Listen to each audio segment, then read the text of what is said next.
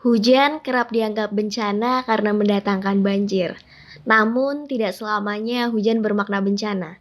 Sebuah komunitas di Sleman, Yogyakarta ini menganggap bahwa hujan adalah berkah. Ya, inilah Sekolah Air Hujan Banyu Bening yang berlokasi di Tempur Sari, Sidoarjo, Kecamatan Ngaglik, Kabupaten Sleman, Daerah Istimewa Yogyakarta.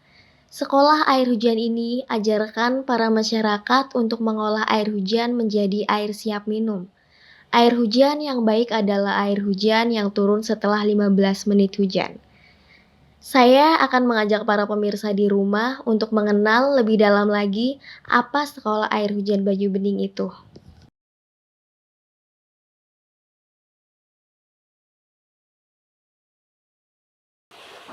Sejarah berdirinya komunitas Banyu Bening ya, atau dalam perkembangannya kita mendirikan yang namanya Sekolah Air Hujan Banyu Bening. Sebenarnya semua ini munculnya atau terbentuknya sebuah komunitas ini dilatar belakangi oleh satu keresahan yang muncul yang waktu itu karena basic kita keluarga itu dengan teman-teman gabung dengan teman-teman itu kan kehidupan kita di dunia konservasi ya, gitu. Tapi dalam perkembangannya Buning istri saya itu kan ada satu keresahan, muncul keresahan tatkala datang musim hujan. Nah, dia itu merasa resah karena masa sih air hujan yang begitu melimpah itu betul-betul nggak bisa dimanfaatkan. Setiap kali musim penghujan dia selalu resah. Bahkan disampaikan ke saya, mindset saya masih sama dengan masyarakat secara umum bahwa air hujan itu ya buruk.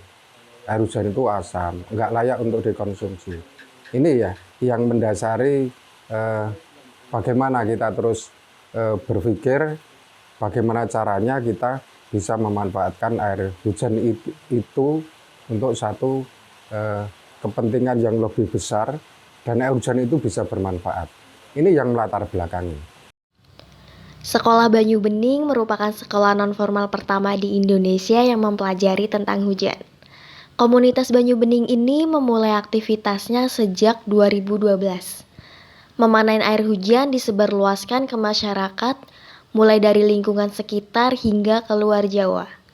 Air hujan tidak hanya untuk kebutuhan mandi cuci kakus atau disebut MCK, tetapi air dari langit ini juga bisa untuk diminum dan kebutuhan memasak.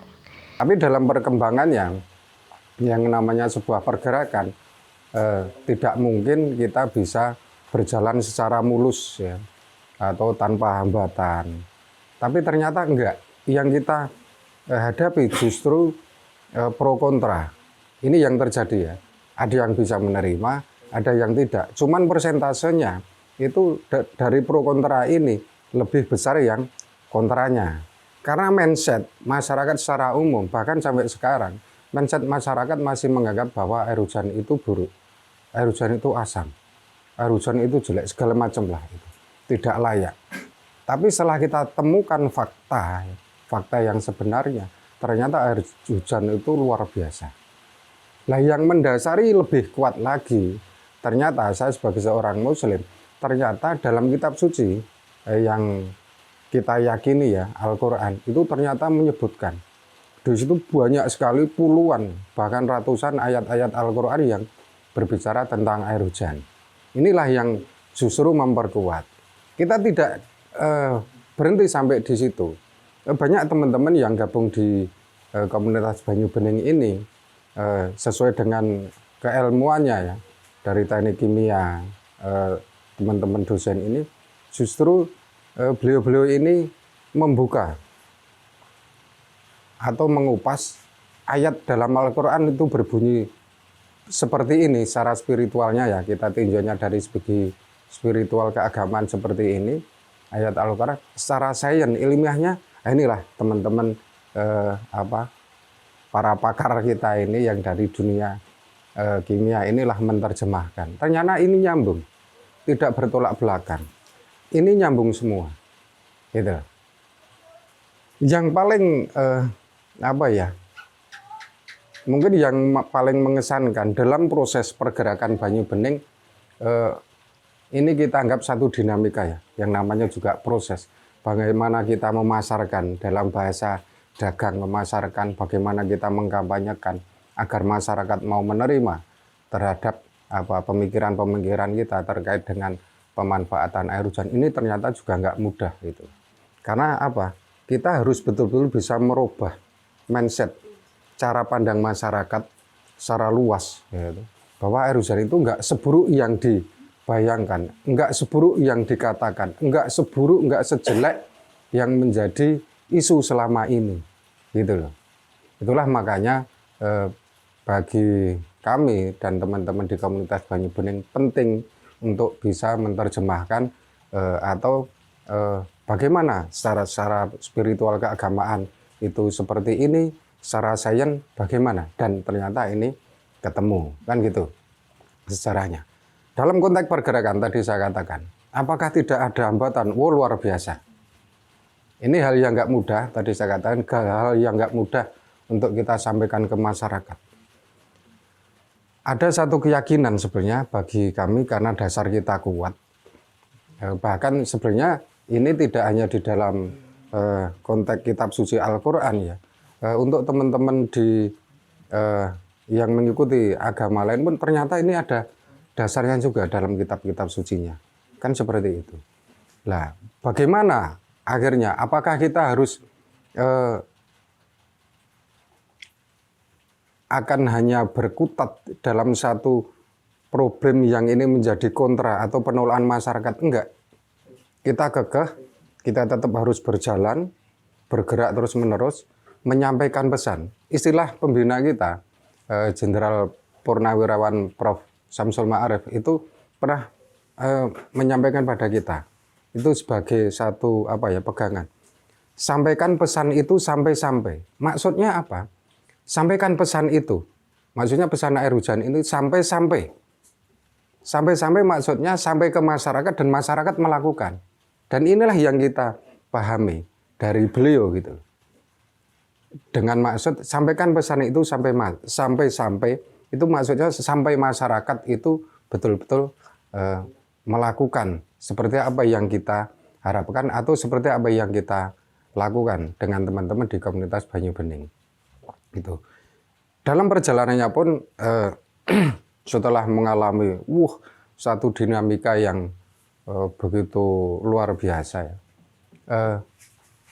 Kita ambil posisi positifnya.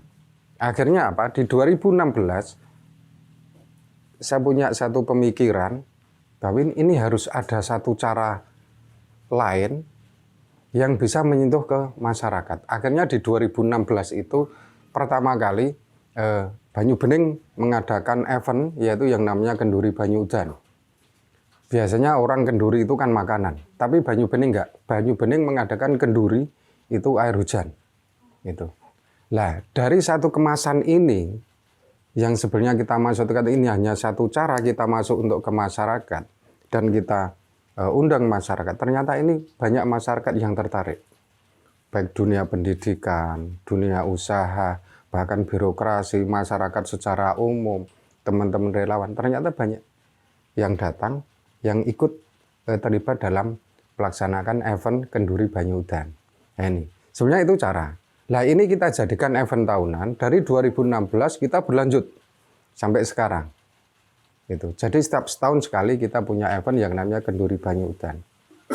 Lantas bagaimana pergerakan kita? Kita memang mungkin boleh dibilang tidak secara kelembagaan kita melewati pemerintah atau mungkin dunia pendidikan. Semua kita istilahnya kita masuki gitu loh. Tapi kita lebih menitik beratkan pada konteks pergerakan kita. Dalam hal ini kita lebih mempertajam pada yang namanya jaringan, network, gitu loh. Nah, ya, itu. Nah, di tingkat kita membangun satu jaringan atau network inilah sesuai dengan yang kita harapkan. Kita bisa langsung bersentuhan dengan masyarakat, gitu loh. Banyu Bening membangun satu jaringan sudah merata. Dalam artian mungkin itu provinsi kabupaten itu mulai dari Aceh sampai Papua kita punya jaringan. Ada satu spot atau satu titik-titik yang pergerakannya kuat, iya. seperti yang terjadi di Bali, terus Jawa Timur, Jakarta, terus seperti Purwokerto. Ini pergerakannya sangat pesat, sangat kuat juga, gitu loh. Selain di di beberapa provinsi kayak Jawa Tengah itu di Semarang kita punya jaringan. Harapan kita apa yang dilakukan teman-teman jaringan itu dia bisa juga masuk ke lini paling bawah, yaitu ke masyarakat, menyentuh di masyarakat. Ini loh air hujan, itu manfaatnya sangat besar, kualitasnya sangat bagus.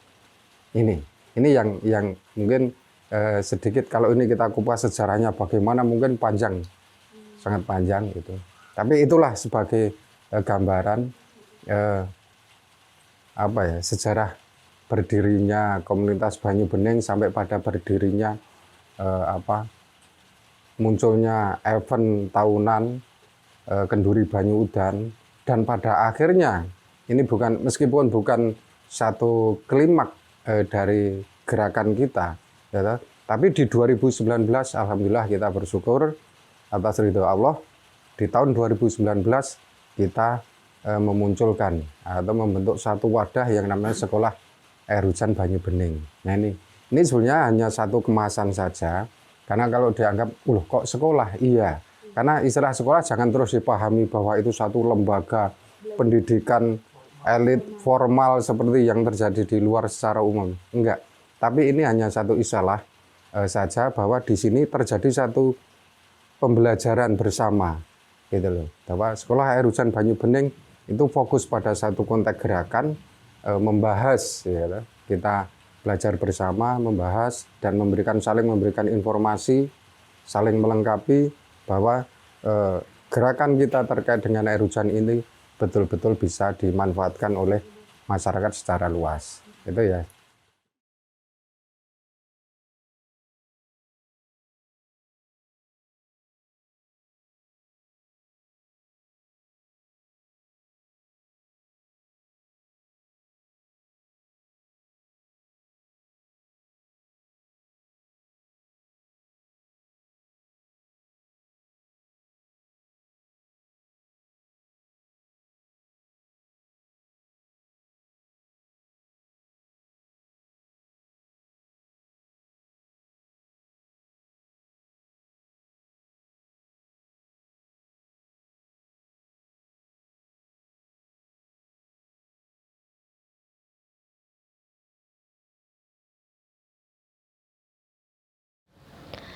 Untuk menampung hujan diperlukan sebuah instalasi.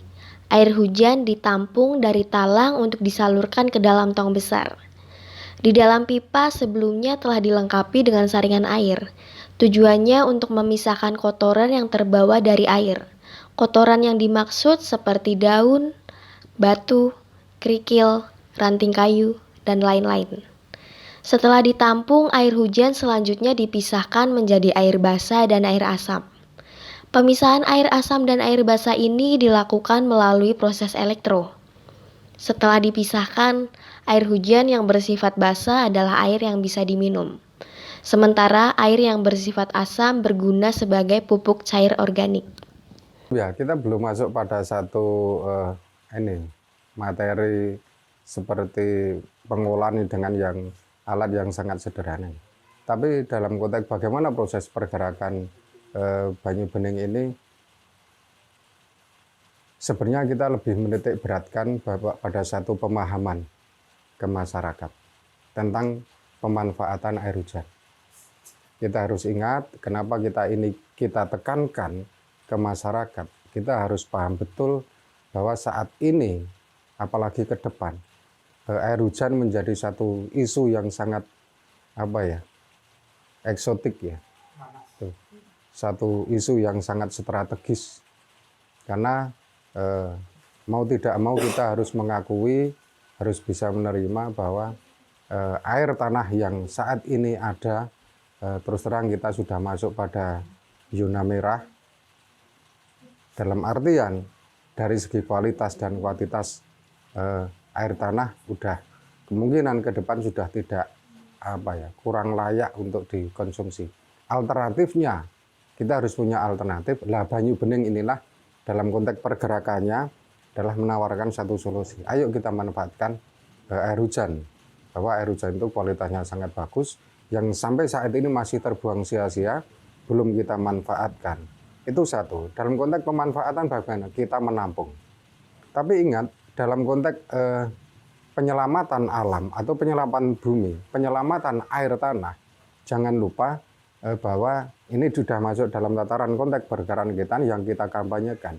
Bagaimana menyelamatkan air hujan ini agar bisa masuk ke dalam bumi, ke dalam tanah, untuk mencarger lagi, menggantikan air tanah yang sudah dalam kondisi buruk ya, maaf saya katakan kondisi sudah semakin parah, karena terkait dengan ya kita semua tahu bahwa ulah manusia atau masyarakat kurang bisa mengontrol, sehingga banyak menggunakan apa istilahnya obat-obatan yang mengandung kimia, akhirnya itu memperburuk kondisi kualitas air tanah. Ini yang harus diingat. Nah, solusi Banyu Bening menawarkan yang bebas daripada residu seperti yang terjadi di air tanah adalah air hujan, gitu ya. Gitu. Nah, kalau kita masuk, terus bagaimana cara memanfaatkannya? Saya garis bawahi dan kita tekankan bahwa air hujan itu belum diapa-apakan, belum kita proses secara sederhana seperti ini. Kualitas air hujan itu sebenarnya sudah sangat bagus dibandingkan air tanah yang sudah terkontaminasi dengan berbagai zat-zat kimia. Satu gambaran saja mungkin sedikit ini agak ekstrim ya kita sampaikan. Banyak orang membuang popok, pempes, atau bangkai berbagai jenis, ada bangkai anjing, bangkai kucing, bahkan mungkin bangkai babi atau bangkai ular segala macam. Akhirnya dikuburkan ke dalam tanah. Dan itu kan menjadi residu, menjadi kotoran dalam tanah. Yang pada akhirnya, ya karena ini mengalami pembusukan, dan pembusukan itu mengalir lewat urat-urat tanah yang akhirnya masuk pada sumur kita. Dan air itu kita dikonsumsi oleh masyarakat. Kan itu. Bagaimana mungkin di tingkat kesadaran masyarakat masih menggunakan pupuk-pupuk kimia atau zat-zat kimia, atau mungkin dalam membuang sampah yang banyak kandungan zat kimianya ya, seperti popok, pempes dan segala macam, bahkan pembalut wanita segala macam. Ini kan sangat memprihatinkan, gitu loh. Ini kan menjadi residu tanah, residu alam, residu air dalam tanah, gitu loh. Makanya penting bagi kita untuk menekankan, selain kita menampung, tolonglah coba masyarakat, jangan saat musim penghujan kita berpikir bagaimana caranya membuang air hujan itu secepat-cepatnya. Tapi kita harus balik, bagaimana caranya memperlambat air hujan ini agar tidak terbuang. Itulah kenapa pentingnya kita memperhatikan lingkungan kita. Jangan sekali-kali kita memperbanyak atau memperlebar ya, seperti gang atau jalan di perkampungan banyak yang dicor. Akhirnya itu menjadi jalan tol air hujan untuk lari, gitu. Dalam konteks ini sebenarnya masyarakat, dalam artian manusia melakukan satu kesalahan yang sangat fatal. Karena menutup rumah air hujan itu harusnya masuk ke dalam bumi, ini terbuang sia-sia. Akhirnya larinya ke sering, selokan, yang pada akhirnya itu hanya terbuang di sungai. Kan seperti itu. Ini perlu dipahami bersama. Selain kita menampung, terus kita manfaatkan, kita proses dengan alat yang sederhana, ini penting bagi kita untuk mencarger kembali, memasukkan air hujan itu bisa lewat sumur resapan, bisa lewat biopori, atau mungkin bisa lewat embung, atau apalah namanya, yang penting air hujan bisa masuk kembali ke dalam tanah. Ini penting. Soal pemanfaatan dalam konteks pemanfaatan air hujan, sebenarnya tadi saya tegaskan, air hujan itu belum kita proses seperti ini, kualitasnya sudah bagus. Proses ini yang sangat sederhana sebenarnya hanya meningkatkan kualitas lebih bagus lagi. Karena ingat, yang dibutuhkan tubuh kita, yang dari 70% tubuh kita adalah satu cairan, tubuh kita membutuhkan air yang mudah diserap oleh sel-sel tubuh kita. Gitu. Lah, alhamdulillah kebetulan air hujan ini molekulnya sangat lembut, sangat kecil sehingga mudah diserap. Saat kita konsumsi, ketika minum, itu sangat mudah sekali diserap oleh sel-sel tubuh kita. Karena apa? Kandungan mineral beratnya sangat ringan, sangat sedikit. Itu sehingga sel-sel tubuh kita mudah sekali untuk menyerap. Ini sedikit kalau kita menyinggung masalah bagaimana dengan fungsi alat ini. Nah, seperti itulah. Jadi kita hanya memaksimalkan istilahnya, tapi secara prinsip bahwa air hujan itu belum kita proses, belum kita sentuh dengan alat yang sangat sederhana, yang bisa dilakukan oleh masyarakat secara umum dan mudah dilakukan dengan harga murah, bisa bikin sendiri, ya toh? Karena kita secara bebas untuk bareng-bareng bersama teman-teman untuk melakukan pembelajaran bagaimana caranya membuat alat, bagaimana caranya menampung air hujan, itu kita sampaikan ke masyarakat. Jadi ini hanya sifatnya meningkatkan atau memaksimalkan kualitas agar berkualitas lebih maksimal lagi.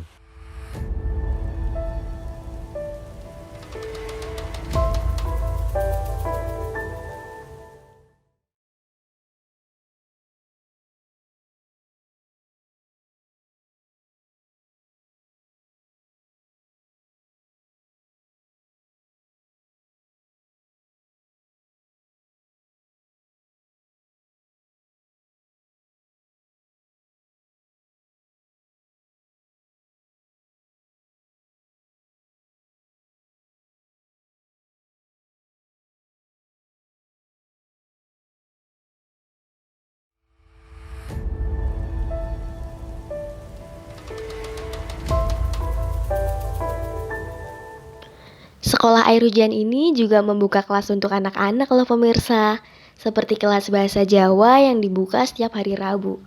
Anak-anak di sini diajarkan tentang bahasa Jawa oleh salah satu guru yang datang setiap hari Rabu ke sekolah air hujan. Tidak hanya kelas bahasa Jawa saja, tetapi ada kelas lain juga, seperti kelas tari dan kelas teater. Kelas tari dan kelas teater ini diadakan setiap hari Minggu. Peserta yang mengikuti kelas tari ini dibagi menjadi 4 sesi. Untuk sesi pertama dimulai dari pukul 9.30 hingga pukul 10.15. Sesi yang kedua mulai dari pukul 10.15 hingga pukul 11.15. Sesi yang ketiga mulai dari pukul 11.15 hingga pukul 12.15. Dan sesi yang terakhir mulai dari pukul 4 sore sampai dengan selesai. Kelas tari ini dibuka untuk umum loh. Anak-anak maupun remaja bisa mengikuti kelas tari ini. Dalam konteks ini sifatnya pengembangannya. Jadi pengembangan dari komunitas Banyu Bening itu, karena bagaimanapun juga kita masih hidup di dua jalan, yaitu konservasi dan air hujan ini. Kita masih alhamdulillah dan semoga ke depan kita tetap konsisten dalam gerakan ini, karena kita punya komitmen yang kuat di situ ya, sehingga membutuhkan satu konsistensi yang tinggi juga dalam pergerakannya. Dalam perkembangannya Banyu Bening ini juga melebarkan sayap. Kita adakan yang namanya sanggar tari yang tergabung di sanggar tari Banyu Bening, terus teater, kelas teater, terus ada pembelajaran bahasa Jawa. Ini karena sekarang ini kan sudah semakin jarang ya anak-anak kita itu menggunakan bahasa Jawa dan tidak memahami bahasa Jawa. Nah, ini yang terjadi. Jadi kegiatan di hari Rabu sore itu ada pembelajaran bahasa Jawa, mulai dari kalau dalam bahasa Jawa itu ada tata krama, unggah-ungguh, sopan santun segala macam. Terus di hari Minggu itu ada kelas teater, kelas teater itu pagi, terus sanggar tari itu siang sampai sore. Nah, ini sifatnya pengembangan di mana tari ataupun teater ini sering kita gunakan dalam event kita tahunan, yaitu Kenduri Banyu Udan. Jadi kita suguhkan tarian-tarian di situ gitu. Seperti yang terjadi kemarin, kita difasilitasi oleh Sleman City Hall itu untuk pentas di sana, tampil di sana. Nah ini sanggar, anak-anak sanggar tari dan teater berkolaborasi tampil bersama di SCH. Jadi itu sifatnya pengembangannya yang sampai sekarang alhamdulillah masih aktif, semua masih aktif, baik kelas teaternya, kelas tarinya maupun bahasa Jawanya. Kita tidak bisa lepas dari apa tujuan kita, bahwa kita memaksimalkan, kita dengan teman-teman di Banyu Bening itu bisa secara maksimal dari segi bagaimana kita bisa hidup ini atau sisa-sisa umur kita dengan teman-teman itu bisa bermanfaat. Satu, dengan cara ini ya, tentunya banyak hal yang bisa kita lakukan. Kita melakukan edukasi, sosialisasi ke masyarakat tentang air hujan. Ini yang sampai sekarang terus berjalan. Ya, bahkan di semua jaringan kita, di seluruh Indonesia juga melakukan hal yang sama. Kita lakukan edukasi, kita lakukan sosialisasi ke masyarakat. Ini. Harapannya tentunya bukan berarti kita tidak punya harapan, tapi harapan kita ke depan adalah bagaimana masyarakat secara luas ini bisa memahami, bisa merubah mindset bahwa air hujan itu tidak buruk, tidak jelek, tidak asam. Ya, ini menjadi satu harapan kita, menjadi satu harapan besar kita dengan teman-teman di Banyu Bening, bahwa masyarakat bisa memahami dan pada akhirnya mau memanfaatkan air hujan, tidak terbuang secara sia-sia, tapi justru ternyata air hujan itu kualitasnya bagus. Ini harapan kita. Makanya kita tidak bisa bergerak sendiri, kita harus membangun satu jaringan yang lebih kuat lagi agar pesan ini betul-betul bisa sampai pada masyarakat dan masyarakat menerima, masyarakat mau melakukan, sehingga apa yang menjadi tujuan kita itu betul-betul bisa bermanfaat bersama teman-teman, itu betul-betul dalam kiprah kita, pergerakan kita itu bisa bermanfaat untuk masyarakat luas.